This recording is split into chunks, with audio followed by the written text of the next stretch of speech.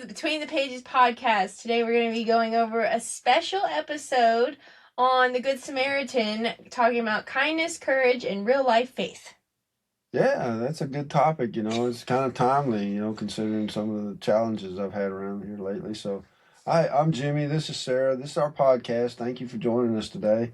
We've had a few technical difficulties, but I think we've overcome them, right? Yeah. So, for now, anyway. Yeah. Happens every now and again. Equipment, internet.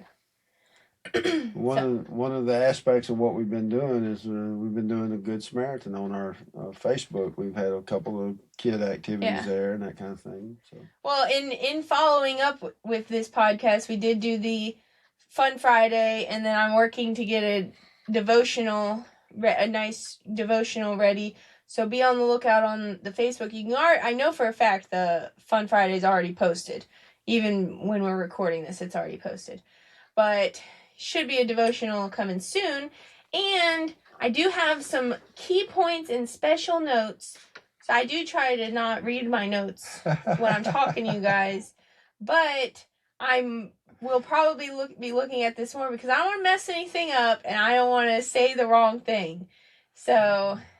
Well, it's helpful to me that you have notes because it kind of reminds me, this is what we're supposed to be talking about. Yeah. So, so we're going to try really hard not to get off topic in this episode, guys. Yeah, we try to be unscripted, we try to just let it flow. And as you can tell by some of our podcasts, that's exactly what happens. It just kind of flows along and sometimes we get a little bit off track. But it's probably good to have notes. It's our podcast, Yeah, it's our podcast. And, like I said, we're 34, 35,000 subscribers. And so if you like us, you'll Well, and also, it's around. Not like this is our gardening show and we can only talk about that. Yeah.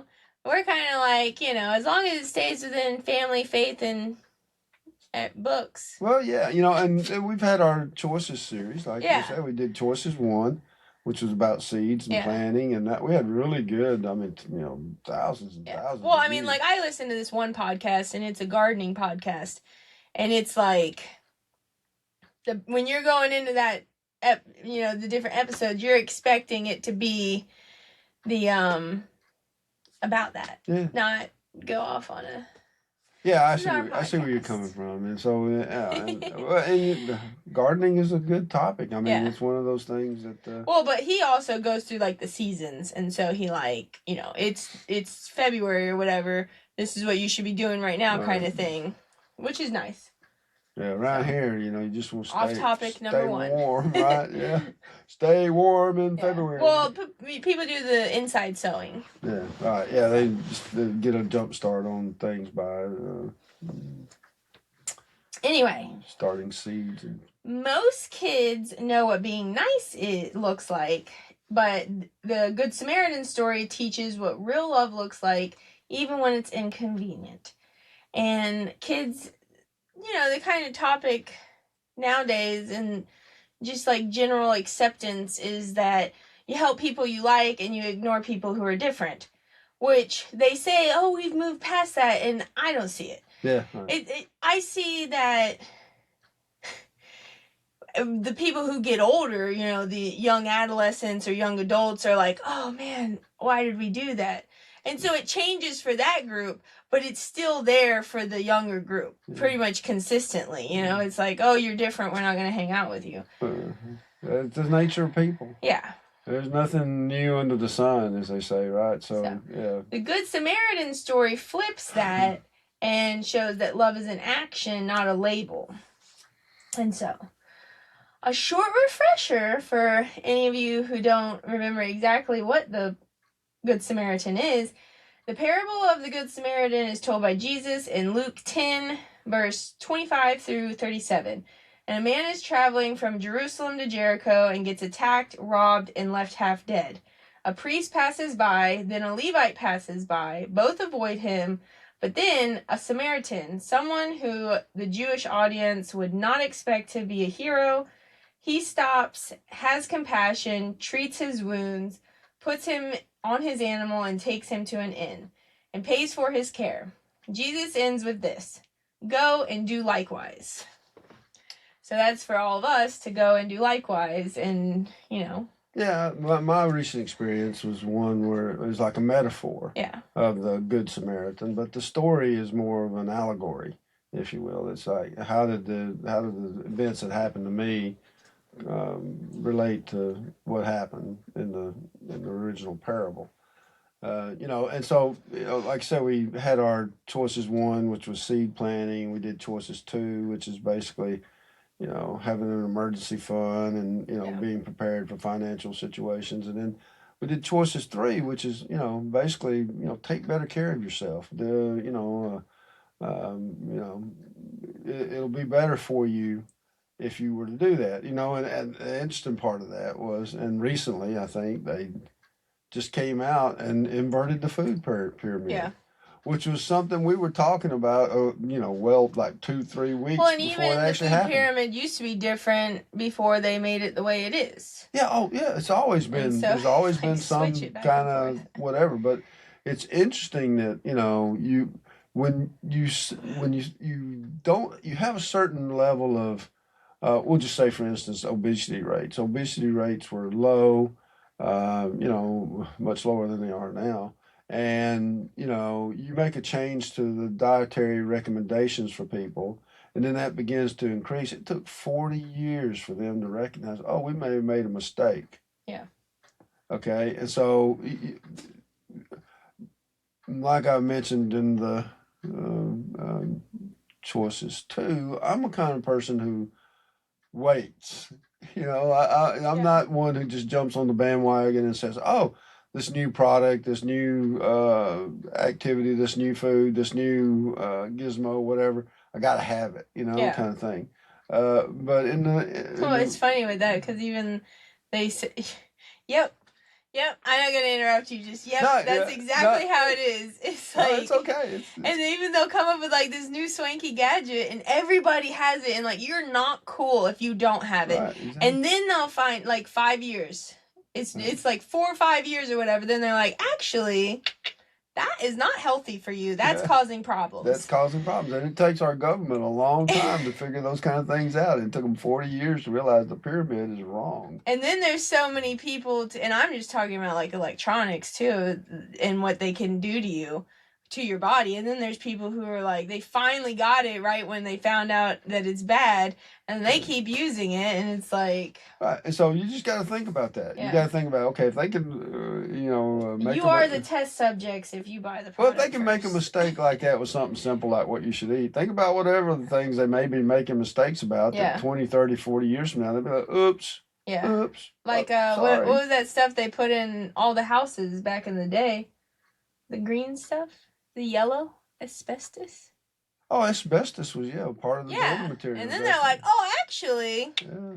not good. Yeah, and they would put formaldehyde and things like that in insulation, Yeah. So, there's all kinds of things that they do. So, paint. And that was you guys were the guinea pigs of that. Paint used to contain lead. Lead, yeah. I mean, it's like, wow, you think about that. It's like, woo. I mean, gasoline cars. I mean, you could buy gasoline that was leaded and then other leaded. I mean, but they all had lead in them. Yeah. And it was like 87 cents a gallon or something like that. So it's like, wow. Or no, it's not 20 something cents a gallon. Yeah, it was back cheap. In the day, it was like it's cheap. Nothing. And so all of that exhaust came out into the air. People breathed it, breathed it in. Well, and then all the time it takes to change. And this is our off-topic number 2. I'm just gonna start tallying it up. Yeah. Well, because even like I heard recently, even the driving on the roads. Which, I mean, you've said that. Yeah. But all of in your tires and everything, that you're breathing that in. Yeah. Well, they've now discovered that's a problem. Yeah. Okay. Well, they can't just go, oh, nobody drive on the roads while we fix this. Well, this is why you have cabin filters in your car. And this is why you should get the cabin filter in your car replaced. Yeah. Because as time goes by, it degrades and it doesn't work as well as it should, and those particulate But I'm just saying, even once they figure out something is a problem, it's not like they can go, oh, tomorrow it'll all be changed. Well, there's it takes time to fix always it. That beautiful day, right? Yeah, I mean, especially around here, we'll have weeks and weeks of weather that you don't even need air conditioning, right? Yeah. So what do you want to do? roll the window down. Yeah. Well, that might not be such the best idea. Yeah, literally. You know, so even things I'm like that scarred for seem life. innocent and fun can be detrimental. I rolled the window down. I was like, I'm just going to get grain. It's like 10 minutes down the road. You're not on the. You're not and on I the, got stinking that yellow jacket came in the window and bit and stung me. And I was like, and that's the end of that. Well, things like that happen, and if they do, you need to remain calm. You know? Oh yeah. Oh yeah. You need to remain calm while you're in a car. Yeah. I had a yellow jacket literally stinging me, and I was in a school zone. So I had to just sit there with the pain and get to where I could pull over on the side of the road to get it off of me and open the door and get it out and not run over somebody. Well, I mean, this is a real life experience. We were in a function in High Point, North Carolina, and a kid was fiddling with his tape player or whatever, and we were stopped, and he just drove right into the back of us. Yeah. And, so he, they said, well, you should go to the hospital and get checked out anyway. We're like, okay. No, nothing was wrong. We went. But while we were there, they brought this guy in on a backboard, on a stretcher and everything. And what had happened is he was... I think you told me this when I got stuck. Yeah, he was tooling down the highway, man, and a bee flew in the car. Yeah. And so he's doing like 40, 50 miles an hour, and a bee flew in, and he's trying to shoo that thing out. While driving. The next thing you know, he's off in the woods and wrecks his car and totals it and, had to come in over a bee. And really, if you just sit there calmly, they'll normally just leave. They don't even want to be in your car. Yeah, when we were growing up, bees would come around, and you guys can take it for whatever it's worth. We would just tell our children to say the words, Jesus Christ. Well, yeah, and those little bumblebees don't even really. I remember they just leave. They just leave. They just leave. They don't even care. I had a bumblebee. I have a picture of it still that when we were at camp, and this bumblebee just was like, "I'm gonna hang out with you." Yeah. And it sat on my hand forever, and then it sat on my shoulder, and I'm like teaching the class and everything, and it just sat there hanging out. You probably had some kind of perfume or something. Probably. That made it think that you were a flower. And then it just flew away, and I was like, okay. It's like there's nothing going on here. We gotta get out of here, But, so it's like. In general, most bees aren't out to do anything to you either. So. Yellow jackets, different story. Yeah, they're just naturally mean. But that's their nature. But still, you can go back to just say Jesus Christ. He'll come protect you. Yeah, and that's the whole thing. So we did the choices 3, and we talked about, taking better care of yourself and that kind of stuff. And then it turned out that over the holiday season, I developed a hernia. Yeah.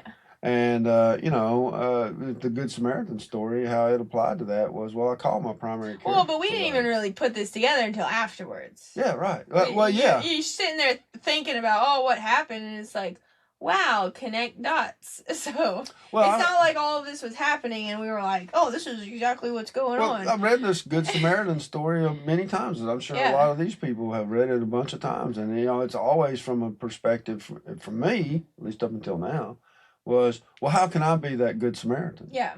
How can I help someone who's in help, needs help? Never imagined. It's never that you're the 2 people that walked away or that you are the guy that needed help. Yeah, the tables were turned in this particular case, and so I called my primary care provider, and she's a Christian woman. She's a good person. I like her. I like her a lot. Yeah, she's her daddy was a preacher. She's married to a preacher, so she would be the equivalent of the priest in this particular story. It's like, I didn't even put that together. Yeah, so she's on vacation. She's like, you just go to the emergency room. Yeah. Go to the emergency. I'm on vacation. So she's like, okay. Which, by the way, all of you people who live in the city, that's how it works out here in the country.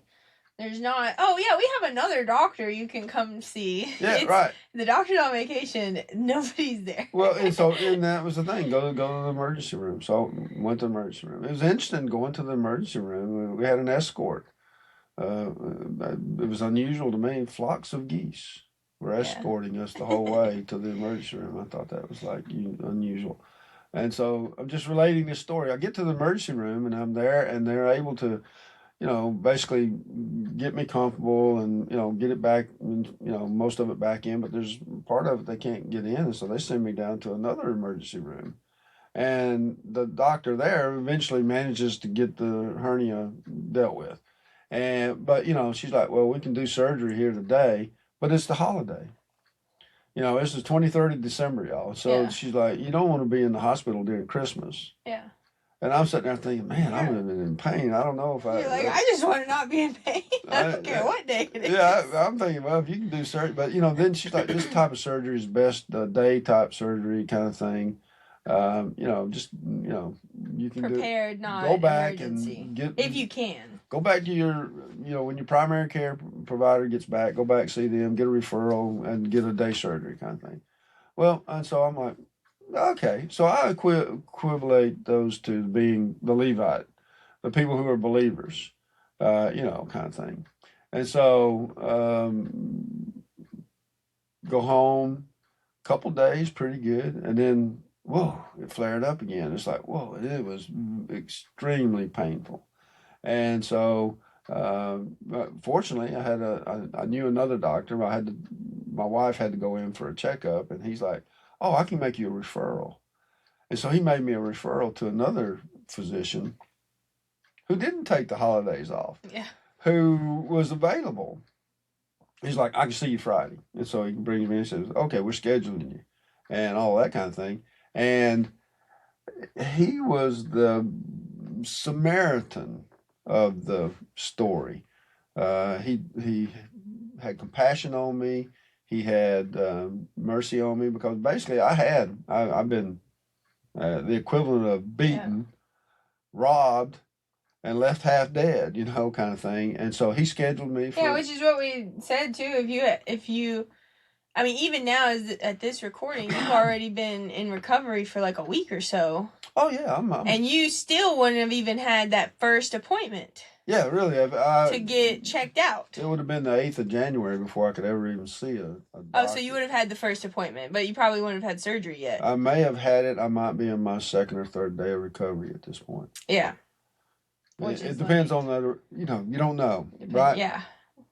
Who knows? But so it's not how it turned out. The doctor saw me and he scheduled me and he did the surgery and I'm all better, no problems. I mean, but the choice is 3. I put myself in a position where I was in good condition. Yeah. Because I'm laying there, they're interviewing me before the surgery and they're like, "What medications you on?" I'm like, "None." She's like, "You're 67 years old." Yeah. I'm like, "Yeah." That's amazing. That's amazing. Oh yeah. Oh yeah. When I in the other podcast we were talking about helping out, and I had helped out those ladies at the little church because they needed some younger people to help do stuff, and they're all sitting there talking, and like because I always hang out with the 70-year-olds because that's who I hang out with. Where the good people are, right? And they're all like talking about all of these medications, and I just was because I'm just an observer, and I'm like. Every single one of them was on like way more than 5, and I just was like, my parents don't do that. I don't understand. Well, I told her. I said, "Look." She said, "How do you do that?" I said, "Well, I eat clean foods. Yeah. I don't eat a lot of processed foods anymore, and the foods I eat are clean foods. I don't eat horse. Oh yeah. And I don't eat cat, and I don't eat dog. Yeah. Those are unclean animals. I don't eat those. And there's a lot of other animals. There's a lot of other animals that are unclean that people eat. Yeah. And it's like, okay, and that. Well, and like we've said in the past with the clean and unclean foods, everybody has a list. Yeah, everybody has a list. It just doesn't agree with God's list, and that's the whole thing. You gotta make that decision for yourself. I'm not here to tell anybody what they should do or don't do. Okay. Yeah. But I know that I made it through COVID without catching the COVID virus by taking K2D3. I know that's what helped. Yeah. I was a zinc person, and I take K2D3, and so getting outside, getting fresh air, getting vitamin D is a good thing. But in the winter time, you do less of that because you're inside, and so you need a supplement or something of that nature to help you supplement your D2 or your D3. Yeah. And so, anyhow, off topic. So I go in and I go in for the follow-up after the surgery. It's been about a week or so. And so I asked the doctor, I said, "Well, do you believe in God, or are you a particularly religious man?" Yeah. And he's like, "Well, Jimmy," he said, "I believe in God, but I'm not particularly religious." Yeah. And I thought, he's the Samaritan. The Samaritan believed in God. He just wasn't like these other 2 guys. He wasn't like the priest or the Levite, whatever. But yet he decided to help the person who was in need, stripped, robbed, left half dead. Okay. Got him, and I was relating to him my doctor when he said that. I said, "Well, I want to tell you the story of the Good Samaritan." That's what he said? I That's told what him. you said. I told him that. I was And like, wow. I told He him the said story of the Good Samaritan, and how I appreciated that he had compassion and mercy Yeah. on me, and he thanked me. And I told him, up until this point in my life, basically, it had been the other way around. I was looking around for people that I could have compassion and mercy on and helping them if they were afflicted or some other event had occurred. And I never even imagined it could be the other way around. Yeah. That it could be me. And so that revelation came to me after speaking with this nurse about, wow. I mean, it was an amazing thing to her. And so what did my primary care physician do? The first thing she did when she saw me, she said, "Well, I want to take your A1C." And so she takes it, and it's like 5.3. And so I'm in good shape for an old person, I guess. But, it's no accident that you wind up like that. And so the sooner you start, like in your youth, the better it's going to be for you in your old age. Yeah. And so it doesn't mean you're not going to have problems. Doesn't mean other things aren't going to crop up, because they do, because we live in an unclean environment, and we're basically, as Elon Musk says, we're basically programmed to get old and to get sick. And so that's our programming, or eventually that's what happens. It doesn't mean those things won't happen, but you'll be in a better position to deal with it when basically that it does happen. So anyway, I just wanted to share that with the audience about the Good Samaritan, and it just so happened that we were doing some Good Samaritan type activities, and I didn't Yeah. wow, and Yeah, so that's why there's such a gap, because it wasn't planned.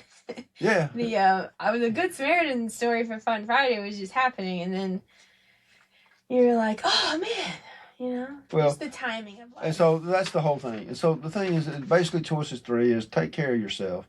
Make a resolution to lose some weight or to eat healthier or whatever. I know it's difficult. Oh yeah, and even just the refined sugars. I mean, they're just, It's everywhere. Yeah, it's everywhere, and it's in everything, and I mean, yeah, it's not healthy for you. But if you if you have a choice, yeah, and you have gumption or willpower or whatever you want to call it, I think I'll have the broccoli over the cupcake. I mean, if you can resist. Well, but it's like even a homemade cupcake versus the store one. Oh, homemade cupcakes are a lot better than the processed. They taste better, and it's better for you. Like recently you provided me with a cupcake. The best cupcake I've ever had in my whole life. Best cupcake I ever had. I'm over here like. Well, man. it was. And then she gave me the recipe. Ground from flour. Oh, it was fresh. Like she ground the wheat berries herself and made it homemade. Right. So I mean, there's a difference. She gave me the recipe, and I'm like, I don't think I should make these. Well, processed processed flour. I mean, they won't even sell it in Europe. The bleached. Well, but it's even like. They remove all of the stuff from it and then put back stuff. Right. Just so it has a longer shelf life, and it's like that's not what it's supposed to be. Well, that's why they call it Wonder Bread, because it would stay on the shelf longer than something else would, and so that was a wonder to them. Wow, wonder. And that's how it got its name, right? And so the thing is, I believe that's the story. I believe that's how it goes. But and so there's nothing in that stuff. Yeah. It's empty. It's no nutritional. It's empty carbs. Yeah. And so I mean, I haven't, y'all. This is the truth. It has been 11 months since I have eaten a potato chip. No way. I have not eaten a potato chip in 11 months. Which I kind of have to say, I don't really like potato chips that much. I like corn chips. Which, I mean, still have like soybean oil on them and stuff. Nacho chips and things of that nature. I've had those, but a potato chip? Yeah. No. I have not eaten one in 11 months, and I have no desire. Now, I know this is probably not going over well with the potato chip manufacturers, but I have no desire to eat a corn Yeah. chip. And then the wife, No, Susan, potato came chips. home and told me the other day, said, well, it's good because potato chips are $5 a bag. Oh, I I'm like, know. you got to be kidding. I mean, I don't buy them, so I don't know. Me I say, either. you're kidding, $5 a bag. I mean, look, just the Well, it's price so alone would funny. be enough to make me quit. See, and that was my thing. I stopped eating a lot of that stuff because you gotta buy your own food. And then, Yeah. like, move out, buy your own food. I'm like, I'm not buying potato chips. And then you don't eat it for so long, and then you eat one, and you're like, Yeah. I don't know about this. What was it about it? Yeah, that what made was you, it about uh, this that made... And so I'm just saying you need to. Off topic number 4. No, it's not off topic, really. I mean, food choices are an important aspect Oh, of yeah, of staying taking healthy care and of taking yourself care of and being yourself. healthy. Yeah. I mean, because look, I did not see this hernia coming. Yeah. Okay, I mean, it's like I'm just going along living life. Yeah. Boom. Yeah. It's almost like you gotta always be prepared for, what if I had to go into surgery? Well, I mean, I don't know if you want to think that way, but you want to think, well, what we were talking about with the living will thing. You got to think about, well, what's the worst case scenario? Yeah. And surgery is something that's possible. Now, it was interesting because the last time I had surgery was January 4th, 1982. Yeah. It was almost 23 years to the day. Or no, 43 years. I had the one surgery on my wisdom teeth, which kind of counts. It was 43 years to the day. I had surgery on January 2nd, 2026. Okay, and I'm in the hospital, and they're like, you don't have any medical history. I'm like, well, I haven't been in the hospital. Well, we need to get an EKG. I'm like, why is that? Well, we don't have one. Oh, because I guess most people have done something at some point in time to have that in their record. Right, so they get the EKG. Wow, and I'm like, I've never had an EKG. I'm like, how's it look? I guess look? I'm not old enough. Well, I guess you may have had one, you just don't know it. No, I've never had one. Well, you don't know. You might have had it when you were having babies. They might have taken one. They might have, they hooked all kinds of machines up there. They might have done one. I don't know. She takes the EKG. I'm like, how's it look? She's like, well, I don't know. They'll tell you when they come in. So yeah, that's what they do. Well, I had to give Eleanor one, and the lady who does it will not tell you anything. Right. And they're like, you can wait for the other person. Yeah, so the other person comes in, and she's standing there, and she's like, you want to see his EKG? And he's like, and she picks it up, so it looks fine. Wow. Looks good. No problem. Looks good. Okay. Well, I guess I paid for that. And so the thing is there's no problem there. And so the thing is running up and down the hill is a good thing. I actually kind of miss that. Not eating cupcakes and that kind of thing. Take care of yourself, y'all. Take care of yourself. It's your body. It's your ship. And you should take good care of yourself. And in the meantime, look around for people that are less fortunate than you that you can help. Yeah. Well, and that is my key point number 1. Back on topic. Key point number 1, compassion is more than feelings. Compassion is noticing plus moving towards the need. So there's noticing and just walking by, but noticing and moving towards helping out. And this may be a stretch too. I mean, but Jesus is saying, the ruler or one of the people was asking, what are the commandments? And he told them, well, to love the Lord your God with all your heart, and all your might, all your strength. And the second was just like it, love your neighbor as yourself. Yeah. Well, the parable of the Good Samaritan is like, well, who is your neighbor? Yeah. And so Jesus basically answers the question. So, well, your neighbor's... That's my key point number 2. Oh, is that your key point number 2? Yeah. Your neighbor... He doesn't know what my key points are. I have no idea. She has a script. I don't know. But it's not a script. It's just like... Well, it is kind of like it's a memory jogger or something. Yeah. But yeah, the thing is your neighbor is the person who has mercy and compassion on you. Yeah. And so, a lot of people misinterpret that as, I've got this neighbor who, they're always throwing snowballs at me. Or they're always, doing mean things to me. That's not a person who's showing mercy and compassion on you. Well, and neighbor isn't... Key point number 2. neighbor isn't only your friend group either. Yeah. Because some people are like, oh, my neighbor is, it's not just the neighbor next door. It's, people, the like-mindedness, but it's not just your friend group. Well, there's people who in this particular case, in the parable of the Good Samaritan in the Bible, I mean, it's the preacher and the people in the congregation. Yeah. They just walked around the guy. Yeah. One of their fellow members and just left him laying in the ditch, because it was inconvenient. I always like that story of this. It's not like an old story either. It's some new thing recently, probably in the last 10 years, I'd say that. And this preacher, he was new to the congregation, so it was like his first day going to be there preaching, and he like dressed up as a homeless man and sat outside the church. And then nobody talked to him. Nobody looked at him, nobody acknowledged him. And then he goes in, same dress up or whatever, and goes and stands in front of everybody, and he's like, not trying to be mean or belittle to the congregation, but kind of like, it's one thing to not, we're in a different world nowadays, and they tell you all these rules, don't hand out, don't do this, it could be dangerous, whatever. But he's like, not that. Nobody even invited me to come in. Right. And coming in and having services can change someone's whole world. Yeah. Mm-hmm. And so it's like, wow, over here, like. Well, yeah, so what you don't want to do is, you hate to be hypocritical, right? So the thing is that people judge you by how you behave. Yeah. And, there's a lot of people out there that are like, I don't want to have anything to do with that, because if you're the example of what it means to be a Christian, I don't want to be that. Yeah. And so the thing is yeah, and then you got to have discernment. You got to not put yourself in dangerous situations or anything of that nature. But at the same time, if it's broad daylight and somebody needs a sandwich, well, buy them a sandwich. Yeah.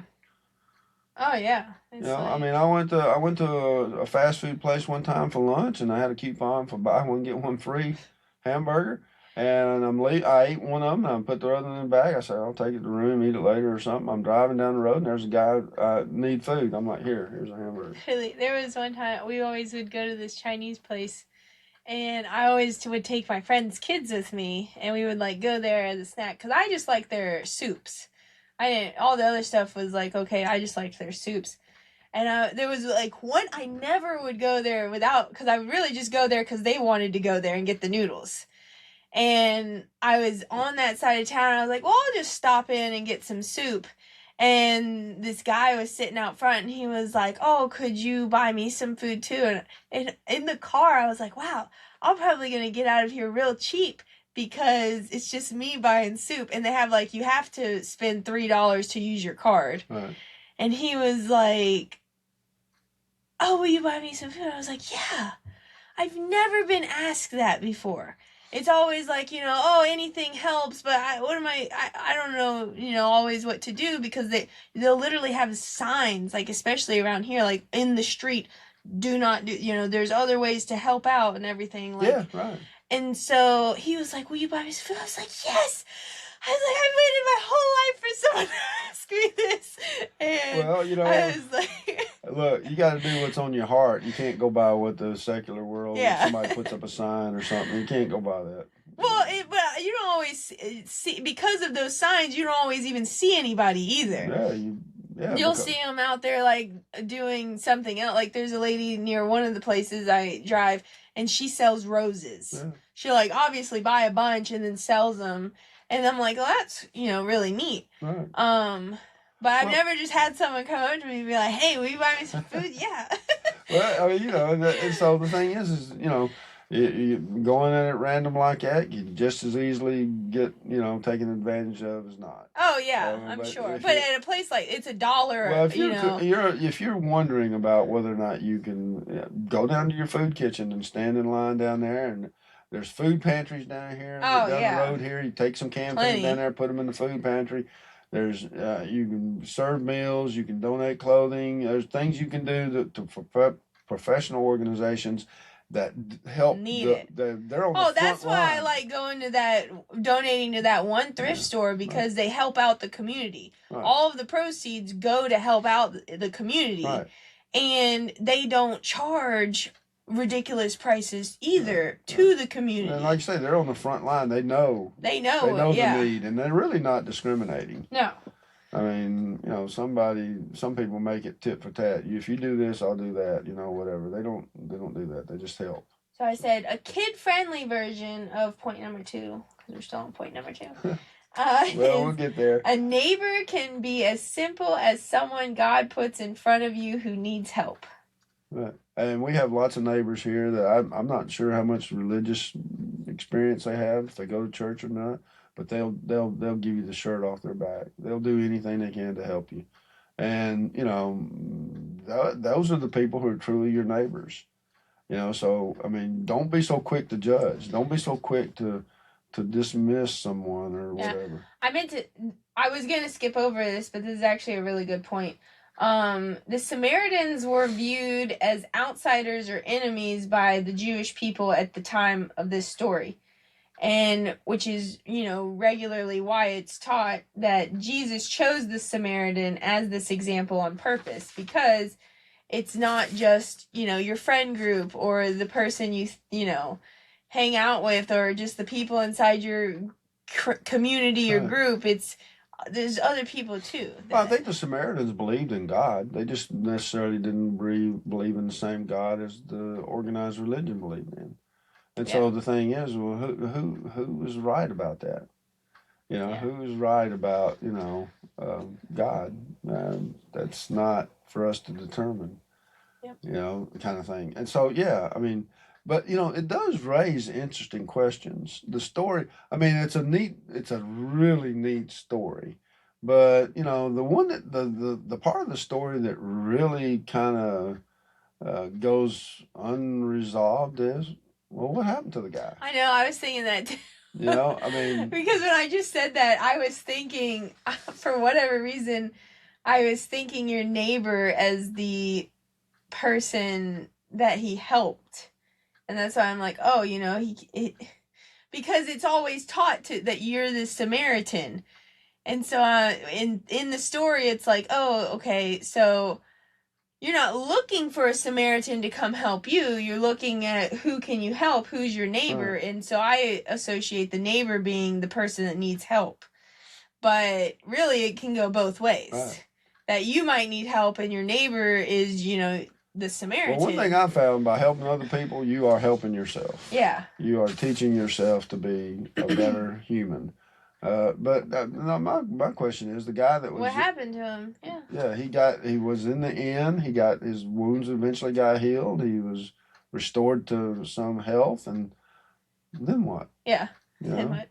Well, there's a lot of stories in the Bible that you don't get. Well, I mean, they're not Hollywood. They don't tell you the whole ending conclusion. Well, did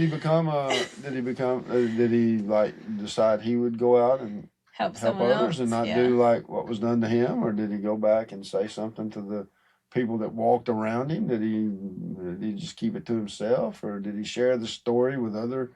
It would be nice to know the follow on from that, because there's no telling what came from that simple, well, it's more than simple, but an act of kindness by someone who is not part of your group helping you. Yeah. What that did to resolve some of the conflict between the two organizations, the Samaritans and the Jewish authorities. And so, we have that opportunity to help and minister to people who aren't like us. Point number 3. Love costs time, attention, and sometimes money. And so the Samaritan risked safety, lost time, and used supplies and paid for care. So he took, in that story, it went over all of those. Right. He didn't just, let me give you some money and keep going.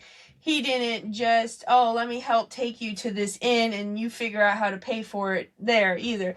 He gave the guy attention, took the time to help him get there, help bandage his wounds, and paid for his thing. So really, in that story, it was everything that you could possibly do. Yeah, whereas sometimes you don't have all of that opportunity. He was hands-on. Yeah. He wasn't just, giving his money to some organization and say, here, you go do it. Yeah. He was hands-on, yeah.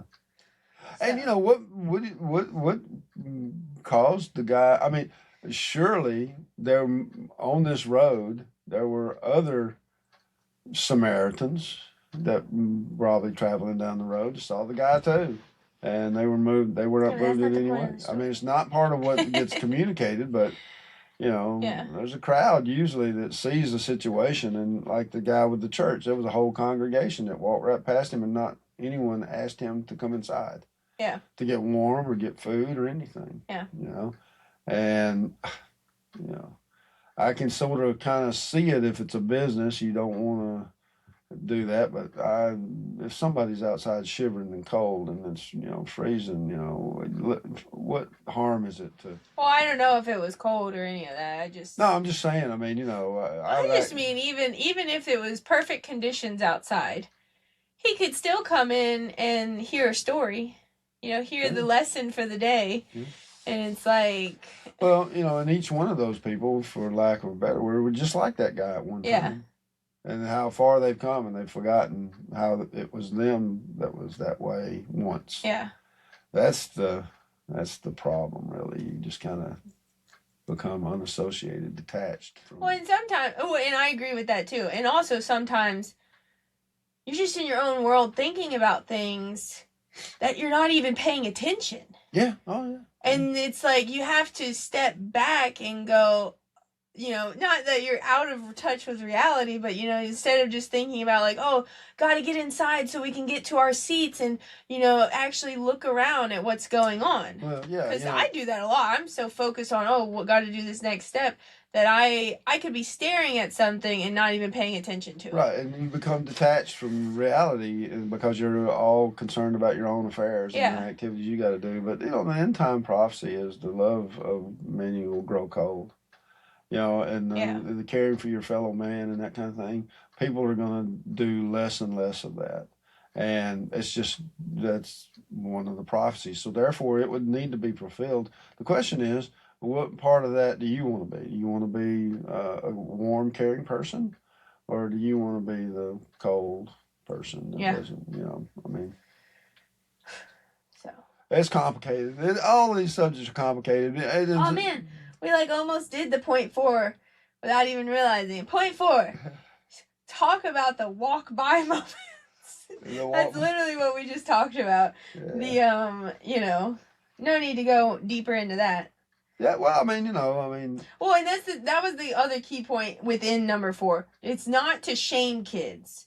You're not shaming them by going, oh, you didn't notice this. It's just you building awareness to paying attention. I mean, even like we just went to an activity, and this is what I was just talking about with you're staring at something and not even paying attention because we were cleaning up the activity. Yeah, right. And one of the ladies that was there was pregnant. I mean, I think she's like 9 months pregnant or something, and I'm in my head like, okay, what else do we need to do? And I'm like watching her sweeping. And then it clicked for me. I'm like, why are you sweeping? Right. And I was like, let me do that. Let me deal with that. And that was like one of the last things that we needed to get done. But it's like, I was staring at her and not even paying attention that, why are you sweeping? You need to just go, talk, talk with her. And that's the whole thing. I mean, you saw it, you observed it, and you're like, whatever. And I don't know, maybe this is a good choices for. Yeah. Because all of what we're talking about is a choice. Yeah. Well, and it's not that you want to shame anyone for be like, oh, look, everybody, nobody else, you guys are all just going to let her stand here and do it because she chose to do it. It's a big deal. But I don't think the priest was shamed. Yeah. I think he was noticing like, I got things to do and I'm not going to, this is not something I'm doing today. I'm not dealing with this, and just walked on by. Yeah. It's like. Yeah. So we're not trying to shame anybody. Exactly. We're just trying to point out. Who is your neighbor? Yep. The person who is your neighbor is the person who has compassion and mercy on you. That's who your neighbor is. And so, And talk about the walk by moments because there's lots of things that you can do even just smiling at someone, even just saying hi. Yep. How's your day going? Well, listen, it's not really that expensive to buy somebody a pair of shoes. Yeah. I mean, $20, $20, I don't know what a pair of shoes are, but you can buy pretty cheap shoes for $20. Yeah.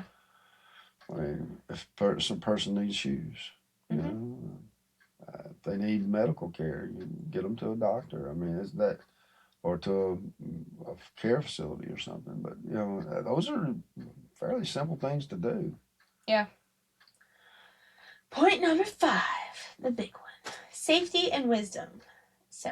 Yeah, you got to have discernment. Yeah, teach kids discernment. Helping doesn't mean putting yourself in danger either. Well, but the other aspect of it is your kids are watching you. Yeah. And they're going, oh, mom and dad don't help anyone. Yeah. It's all about them. Well, when I grow up, that's what I'll be too. Yeah. And so they're watching you. So, you know, you want to be an example to your children of what it means to be neighborly.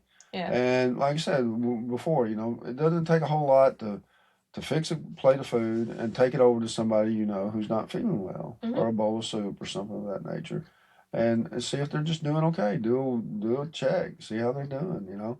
And if they're like, you know, they don't want you around. Even in not feeling well, even like when I just had the baby Eleanor, people brought us food. Yeah. And that was just like, you don't even know, because I'm still capable. I'm not sick. I don't have broken bones, but there's just so much going on that it's like, oh, thank you, like, oh yeah, amazing. Well, after the hernia surgery, you know, it's like, okay, yeah, you know, don't do anything. So my idea of fun was to dust the library. Yeah. That was the activity I could do. Yeah. And I would do that. Yeah, because you're not allowed to. I can't lift anything. And people don't realize, like, a gallon of milk's like, what, 8 pounds? Yeah. So it's like, even just doing simple tasks that you think are okay, you can't do. Oh, yeah. He told me nothing heavier than a sack of potatoes. Yeah.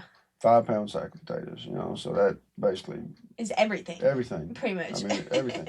And so I'm out there, I'm dusting the library. Well, let me just tell you, after a couple of hours of dusting all the books and, you know, that kind of stuff, I'm like, I need to rest. Yeah. That's how much, you know, and I can't imagine what it would be like for someone who was in poor physical condition. Yeah. You know, and so that they probably wouldn't even be able to do that. Yeah. You know, so that comes back to choices 3 and taking care of yourself and putting yourself in a good position to be able to do something. Yep. So having compassion and discernment.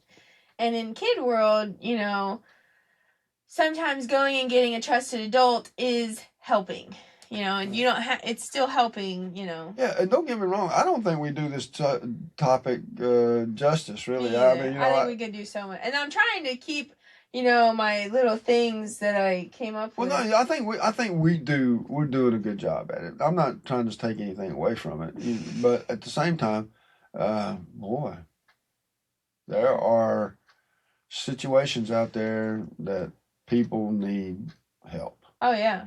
And just walking on by or ignoring it is not the answer. Yeah. You know, like you say, have discernment. Don't put yourself in danger. Don't do anything that makes you feel uncomfortable. Don't do that. But, you know, there are many ways you can help without doing that type of thing. And I came up with a little tiny, the Samaritan Week challenge that you guys can do as a family, and I'll put it down in the description. And it was just simple things, you know, like notice someone, say hello, learn a name, encourage someone by, you know, you can write a note, send a text, leave a voicemail, serve at home. You can do an extra chore to help out without being asked. Give, you know, donate a book, a toy, or help a sibling. Include, which would be, you know, invite someone to come sit and play, or, you know, invite someone to come play or to come sit, you know, at lunch. Yeah. Or in your little group. Praying for someone, so pray as a family, and pray for someone who might need help in your area. Yeah, you know, it's like JG. I mean, the latest release of that, he's all kinds of things he does. Drills wells, works on the food line, you know, all these different things. But the list you just gave is, I mean, that's a good list, but it doesn't cover everything. Yeah. There's all types of things you can do. Well, this is just a week challenge. And then on day 7, reflect, what did we notice, what changed, you know. And don't make it like, you know, this is permanent. Yeah. This is not something we're going to just do for 2 or 3 days just to, see how it makes us feel or what we can do. Make it like this is Jesus, Yeshua said, love one another. That was my closing thing. Oh, was it? I'm sorry. It's okay. It's okay. When you do stuff with your dad who taught you half of life, you have the same thoughts. Some of it rubs off, I guess. I guess so. Okay. Rubs off. That I guess I or a bad listened to thing. you enough that it just rubs off. Maybe you listen to me. You have enlightened me in areas. Oh, really? Yeah, occasionally. Yeah, that Yeah. happens, So, yeah, you're never too old to learn something. Never too old. Oh, well, like we were talking about the PowerPoint stuff. You have information about that I didn't have, and you shared it with me. And I'm like, oh, I need to learn that. So, yeah, Good stuff. You can learn from young people. You can learn from everybody. This is a word of wisdom moment. Everyone you meet in your life knows something you don't know or has some experience you've never had. Okay? Yeah. And so for that alone, you could show an interest in someone. Oh, yeah. Really. Okay? And learn something. Or hear that story. I tell my boss all the time, I say, I love your stories. She tells such great stories. I said, people need to hear these stories that you have. So, my closing statement was, the Good Samaritan isn't just a children's story. It's a picture of what real faith looks like when nobody's watching. And this week, or forever, let's raise kids who don't just know the right thing, but do the right thing, which is go and do likewise. Yeah, and see how you can apply the Good Samaritan metaphorically to your life, and look around for an allegory, or something that is similar to what is going on in the Good Samaritan, and in your own life or in some other person's life. Yeah. And share that story with someone. Yeah. Share that with the people in your congregation. Share that with the people in your family. Share it with the people you know and work with or whatever. You never know where that'll lead someone. So yeah, those are good closing words. Those are good. That is all we have for you this week on the Between the Page podcast. Like, subscribe, and follow for more. Yeah, thank you very much.